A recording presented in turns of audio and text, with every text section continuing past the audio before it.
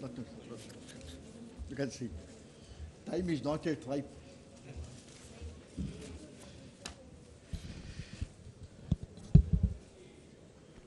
Ladies and gentlemen,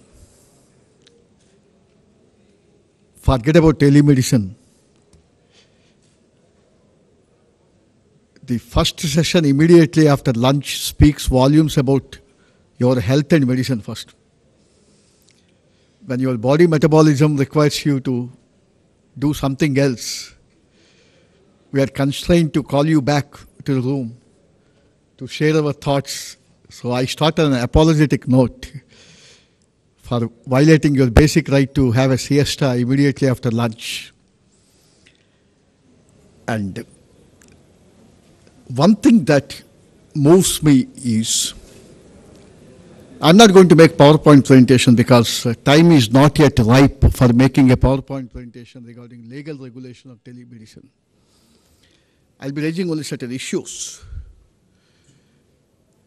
One thing that appeals to me about this telemedicine is, I call telemedicine medicine with human face, greater human face. Because to slightly digress, when I was a student, I went to Bangalore to participate in a university debate competition. And after the competition was over, in the evening we went to a movie. In those days, we were more interested in the slides. And normally some slides would be having some alphabets deleted, some slides would be worn out. So we were watching the slides, no smoking, silence please, don't put your feet on the front seats. Then came a slide. Check your belongings before you leave the auditorium, it should be the slide. But the slide showed, check your longings before you leave the auditorium. And I thought that the alphabets B and E were erased and were worn out. But now at the age of 57, I realize there was more than that meets the eye in that particular statement. Now, human beings, after a particular stage, care more for longings than belongings. And telemedicine is one medicine which enables the human beings to stay with their near and dear, away from the artificial atmosphere. And therefore, I would say telemedicine is one of the revolutionary achievements in the modern times. But the inherent limitation of law is, please remember, lawmaking is a very slow process, more so in a democracy. In a democracy, lawmaking is slow but certain. It is durable. In a dictatorship, lawmaking may be very fast, but it will be nebulous. It will be very uncertain. That's the reason why law would be always at least 2 decades behind the technological developments. Look at any aspect of health law. You would find law would not be in a position to cope with the fast exponential pace. This morning, Sachin Pilot was telling growth must take at exponential pace. You can never make law at exponential pace. And therefore, as far as telemedicine is concerned, legal regulation is only in a nascent stage. You do not have definite laws to answer all the issues that would arise out of administration of telemedicine. With that caveat, I would just like to acquaint you with the different facets of telemedicine, mindful of the time limit that the President has asked me to stick to.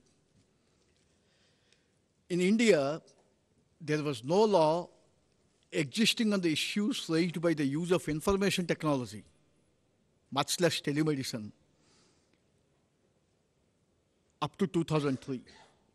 But with the increasing use of information technology, it became quite necessary to understand and address the challenging issues in the field of Indian medical tourism, especially licensure, supervisory authority, penalties, liability, most important of all, confidentiality and privacy, and then medical negligence. There was an act called the Telemedicine Act of 2003. Now, this was enacted to regulate the provision of healthcare services by the use of telecommunication technology and for any matters connected therewith. But most important point is, in spite of that, the issue on medical insurance coverage for expenditure incurred on telemedicine treatment still is an issue which is disputable. Telehealth systems are gaining popularity with the older adults with chronic illnesses who desire to stay at home as long as possible rather than rely on long-term care options outside the home. That means elderly people do not want to be outsiders in a system, and they would like to be in their natural habitat, and telemedicine helps them. Now, with more technology in the home, one disturbing issue is privacy concerns have become the focal point. Most important is a patient's right to privacy about medical conditions. The Health Insurance Portability and Accountability Act was passed in 1996 as a means of protecting patient privacy and still allowing medical personnel access to information. Now, you have to strike a balance between, I'm reminded of Ernest Hemingway's For Whom the Bell Tolls. Did it? See, you have to strike a balance between protecting the privacy of the patient and allowing medical personnel to have access to information. So each agency that will view the confidential medical information must take steps to protect information and inform patients as to how their information is shared. And patients can also designate who can have access to information. I would raise 5 issues for the consideration of the House, sir. Experts in the field suggest that before caregivers and patients consider installing a home monitoring system, they have to answer a variety of questions. I hope this House will consider these. Who will have access to the information? How will that information be used and shared? Most important, if caregivers can have access to information, have they been trained in using the technology and reporting systems?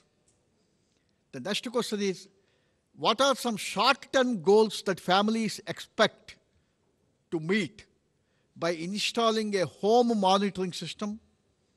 In the long run, what will the family gain by having the technology in place? What happens in case an emergency occurs? In families with more than one caregiver, who will respond? Who will pay for the system? Then insurance and Medicare are reluctant to provide payment. Private pay or subsidies by an organization in the community could be one of the possible options to make telemedicine accessible to everyone. I repeat, private pay or subsidies by an organization. Apart from these 5 issues, please remember the most important problem in this age when geography has become a part of history is cross-jurisdictional practice will be the primary cause. With issues arising because of different regulatory environments and the conflicting cultural and political values that may exist. See, though geography has become history, you have conflicting cultural practice all over the world. Then you have cross-jurisdictional issues. So licensing, the right to reimbursement, and privacy concerns, these 3 are the possible things which have the potential to hinder the expansion of telehealth. I repeat once again, licensing, the right to reimbursement, and privacy concerns. But gentlemen and ladies, telehealth is in its infancy, and therefore, not unexpectedly, there are more questions than answers. They said in a commercial context, the law governing business has shown itself to be able to cope. For example, when the internet was on, people thought that law would not be able to cope with the internet. But with our rational capacity, we could manage to cope with the internet. And likewise, we would be able to cope with the telemedicine, but it's only in the transition. Therefore, certain issues are in a nebulous stage. Other legal issues arising from the implementation of telehealth include quality of care, risk management, availability of insurance. The second one is training, e-learning, and accreditation.